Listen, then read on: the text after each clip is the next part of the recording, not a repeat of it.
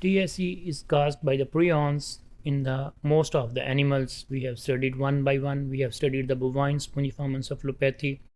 We have studied the scrapie. We have studied the other TSPs, which is the transmissible spongiform encephalopathy, and which is caused in most of the animals. So whether this disease is also capable of cause the disease in the human beings or not? Of course, yes. The spongiform encephalopathy is also the prions are also capable of causing the disease in the human beings. What kind of the disease is caused in the human beings? What are the signs and symptoms? Whether they are different from the cattle or whether they are different from the other animals, and whether they are in the human beings. Sometimes they are different from the some points of view, but most of the time the neurological signs are always there because the disease is caused by the prions. The disease is caused by the proteins, and most of the time these proteins are capable of causing the disease because of the mutation. Because of the mutation of the gene which is causing the disease, the proteins are already there in the body, and with the mutations they are causing they are converted into the infected agents of the disease. So we will see in detail that what are the different causes and what are the different kinds of the disease which are caused in the human beings, what are the signs and symptoms, and what are the transmissible agents of this disease. There are three classic types of the diseases which are classified into the human beings. First is the classical CJD, Creutzfeldt-Jakob disease. Then the fatal familial insomnia, and the last one is the Kuru, which was occurred in the tribes in the 1950s to 60s. We will see them in detail. These are the three classic types which are cause the spongiform encephalopathy in the human beings. See them one by one. First of all is the classic CJD. It is the most common form of the spongiform diseases in the human beings.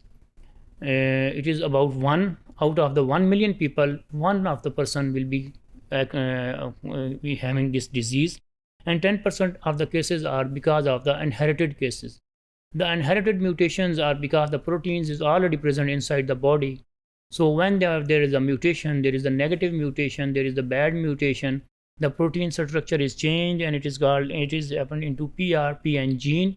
The PRPN genes proteins, when it's translated, is different, and that's why it will cause the disease in the PRCP or the PRPC.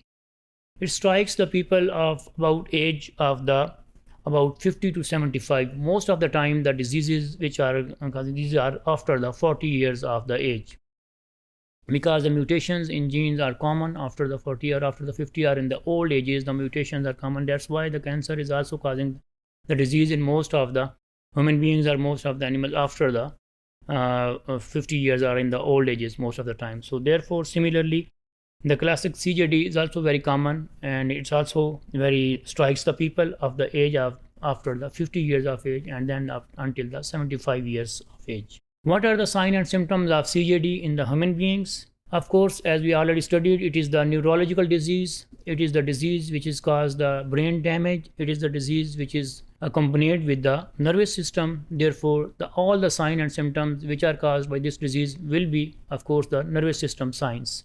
Dementia is the most of the time the human beings show. Then the muscle twitching, because in the animals there is the difficulty for the movements. However, in the human beings, similarly, if the muscle problem, the nervous system is not transmitting, is not coordinating proper way. Therefore, the muscle twitching will always be there, and then the vision problems will also be there because human beings will not be able to see. So therefore, the signs and symptoms are a little bit different from the animals because of the nervous system. So how will you diagnose? How will you see that whether this is the CJD or not, whether this is the disease caused by the proteins, because this is very important, whether the disease is caused by proteins or whether the disease is caused by some specific kind of the virus, because for the treatment point of view, you have to diagnose it properly. So first of all, there will be the postmortem for the definite diagnosis. What will the see? Will the postmortem? The amyloid plaques will be surrounded by the vacuoles, which will be clearly show us that this is the disease of CJD. So amyloid plaques which will be surrounded by the plaques. Then the most of the time, but of course, because this is the causative agents of the disease, which are the proteins and which are the prions. So prions are always present in the cerebellum of the brain will be having the proteins. These are the prion proteins which will cause the disease. The presence will show us obviously the disease is caused by the one disease is caused by the causative agents.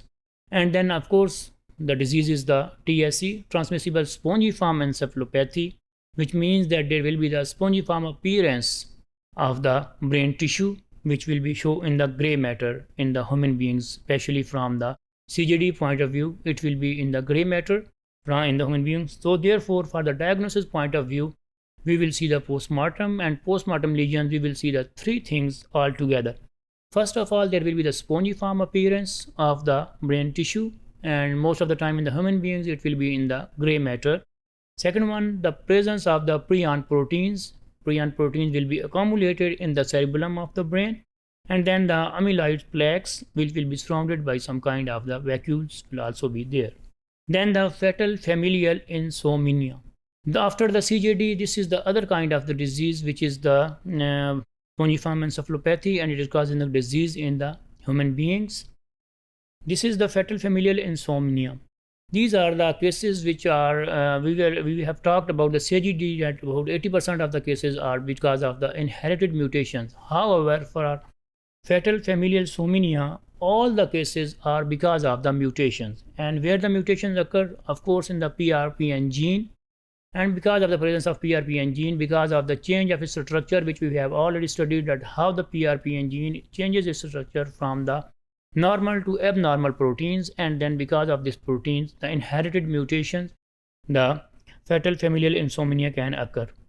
So age is common, as we already see that it will be after the 36 years of age and then up to 61 years of age.